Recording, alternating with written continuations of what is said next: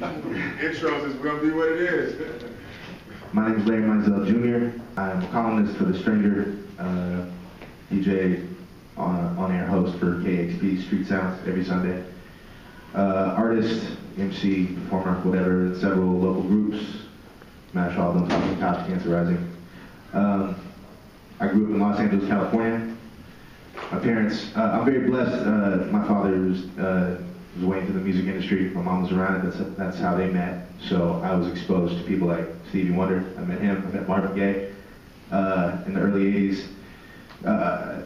Saw people like, I don't even know, Booyah Tribe recording their album and stuff like that. So I was always seeing things happening, but I didn't really make that connection to hip hop until my older brother introduced me to it via his tapes, his book of pieces. You know, like Jake was saying, he had to do everything back in the day. He was a MC, a DJ, a graphead, a b-boy, a knucklehead, you know. And so, you know, around 85, 86, Run DMC, Beastie Boys, onto NWA, and you know, of course, Hammer was really serious to me because I was that age, you know. Never liked Vanilla Ice. I had some baggy pants. I definitely had some. The crotch was kind of low. I won't lie. It might be just pajamas nowadays. And so, you know, coming at the end of the 80s, you also saw the influx of crack and what that did to the native gang culture. It came out of, you know, everything that the Panthers left us with and everything. So, but it was twisted, you know, by commerce in the streets, and a lot of people died, a lot of people were decimated. We're still dealing with that, you know. And then I moved to Seattle, Washington, really right before the riots in LA, and came up here. Got fucked with a lot from being from LA, because there was that LA Seattle thing going on, real tough, you know. But I think a lot of people, at least my age, were trying to just, their parents were trying to send them away. That's exactly what it was in my case. My mom was trying to get me out of what was happening in my family and in my neighborhood. So, initially dealing with that, and then finding a year later, a lot of these same kids, and I'll say a lot of white kids, were suddenly from Long Beach and LA, and all the places I was at and I was from, was very disheartening to me at the time. And I was very big into autobiography, Malcolm X, so this is a lot of Afrocentric rap. That's where, you know, that's what it is. And so at the time, I was very taken aback. And I kind of lost a little faith in the hip hop culture, and I started listening to other shit. Pardon my French. There was a lot of great music coming out of Seattle at the time as well. Your Nirvanas, a lot of punk rock, stuff like that. So I found expression and vibrancy and other stuff. Now that didn't last long. That I was like, I can't mess with this hip hop. I can't mess with these kids. You know what I'm saying? Because there was too much good stuff coming out. So I came back, but with kind of an understanding that it touched people everywhere in different ways, and there was a lot of understanding people were going to have to deal with the repercussions of everything that hip hop was and should be. You know, because I do feel it's a form of communication. I feel like it's a fluid thing. It's the product of original human ingenuity, and it's like soul food. It's taking the odds and ends that are given and flips them into something fresh, no matter what it is. And that might be today the culture we have of just moral bankruptcy. Commerce and money above everything, above soul and love and heart, drugs of all time. Everybody's high as hell right now, okay? That's all you hear. That's not even a subset, a subgenre. That's the top. Everybody's talking about how many things there are. All this together is what is being flipped. So it can be really ugly. And it is really ugly in a lot of places, you know what I mean? But there's truth there. There's hard truths that we have to encounter, and we have to take all of it and flip it into something else. And I think it's there. I think it can be listened for. I think if the kids are doing stuff that isn't what we were doing, they don't look like how we looked. There's still something that they're inspired by. They're trying to be hip hop in their own way. They just need that connection to the foundation. They need that connection to the original, the primal state of where it came from. To have some context, and it's not just, well, I got to get money, or I got to be high as hell, or I got to have all the girls, or what have you, or I got to be on. So I think there's a higher purpose that we all have to serve in general, and including hip hop. That's what's up. Peace.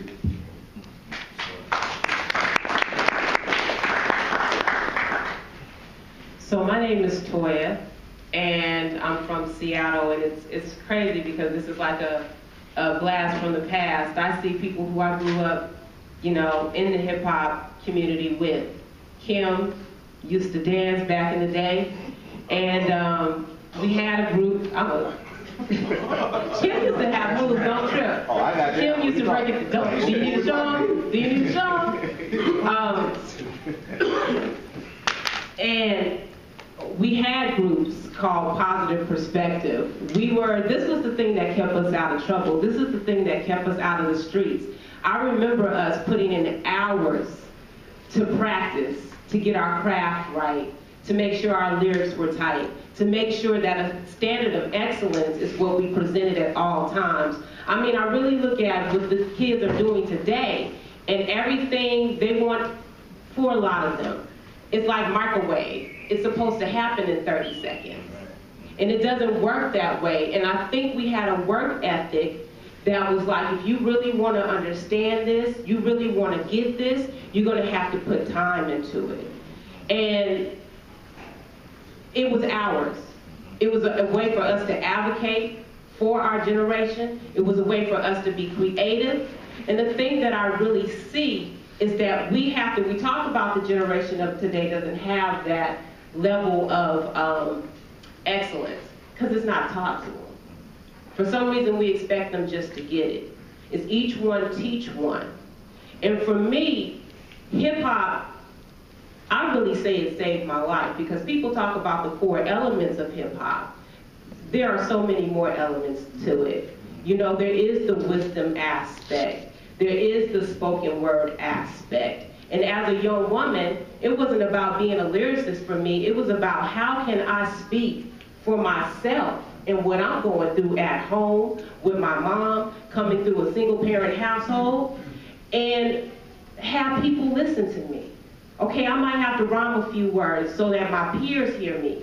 I might have to really understand, how my elders can connect to me, because I really want you to understand where I'm coming from and why I'm hurting. So, the voices of the Sonia Sanchez's, the Langston Hughes and the Last Poets really started to resonate with me, because we really weren't doing anything new. We were just a new generation doing it. So the spoken word was my avenue to create my story, her story, his story. And all of a sudden, my community started giving me opportunities to speak. And then I started to understand, I started telling my peers, if we want a platform, we keep talking about, they don't understand where we're coming from, parents just don't understand. This is a way for us to do it, y'all. They call it poetry, they call it spoken word, but I'm just telling you how I feel. And through those journals, through that creative writing, through that spoken word, through that rap, I found myself. It's always evolving, it's always changing, but it gave me a voice in order to speak to my community. And I was so blessed that people rallied. A lot of times young people feel like, well, they're not going to really understand what I'm saying. Nobody's really going to hear me. You just got to put your voice out there. It doesn't matter what it sounds like. Don't have expectations as to what you want, how people to respond. Just put your heart and soul into it. And when I think about African Bambaataa, when I think about what was going on in the Bronx, they didn't know what they were doing. They were just putting their heart and soul into something. And so when I think about the definition of hip-hop, it's those drums. It's those beats. Like my first introduction into hip-hop, I had a group called Positive Perspective. We were in 7th grade. The drum machine, it was those beats that kept us in somebody's room for 3-4 hours trying to figure out how to make this rhyme, trying to figure out how to make this make sense. It was those drums. You know, the drums go back throughout history, definitely to Africa, but you look in every other continent, there's some form of the drum, there's some form of the griot, the griot, there's some form of the body movement that brings us together. So it's no coincidence that these cats living in poverty, having these wars, feeling like they didn't have a voice in the Bronx, connected with all of these things. That's not new, it's natural. It is so natural. So I'm always, for me, I feel like you gotta bring hip hop back to the seeds. You gotta bring it back to the youth, because that's how we create growth. So I've been extremely blessed. I paid for college in oratory, creating spoken word. I'm the first black woman to do oratory at the Miss America level, because I understood that voice that it gives every single generation that comes through. I'm so blessed. I could go into schools. I lived in DC, I lived in Harlem, I lived in Brooklyn. I could bring kids who, because of the blocks they lived on, didn't want to, be in the same circle. But once we started talking about rhythm, once we started talking about movement, once we started bringing in the beats, they forgot who was in the room. And all of a sudden, it was the energy. It was the spirit that comes from here that moved every single person in that room, and they kept coming back. They kept coming back.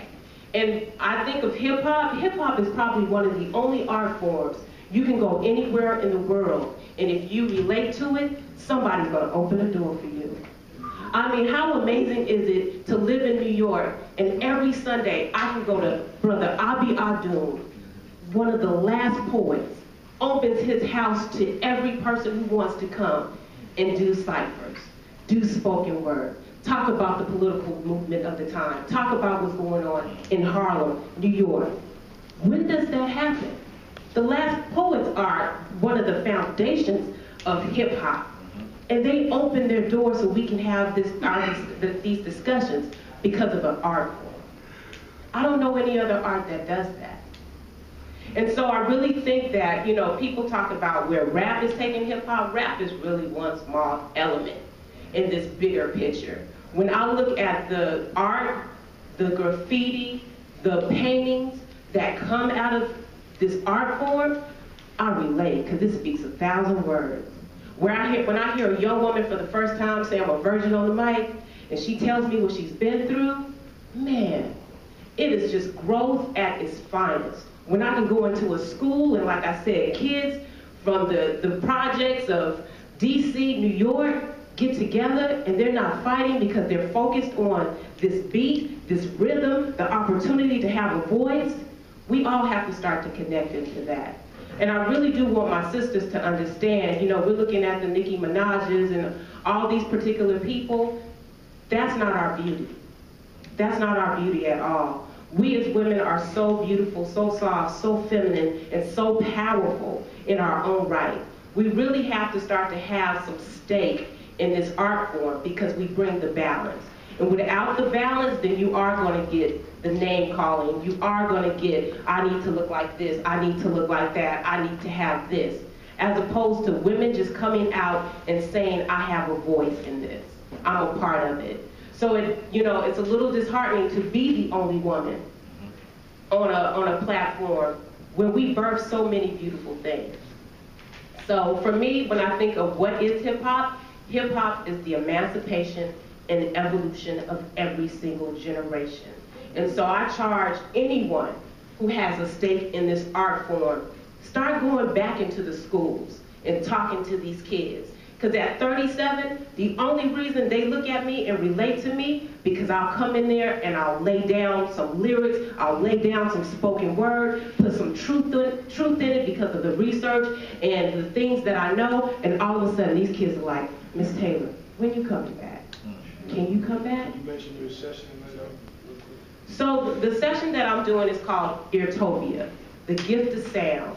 And what it's about is using your voice to create energy, to do ciphers, to understand words that can bring anybody in a room together, where it's on the corporate level, the youth community level, or an individual level. And so that's what we're going to be doing, like just letting go all of this stress, putting our voices together, our energy together to really create something beautiful. So that's what I'll be doing.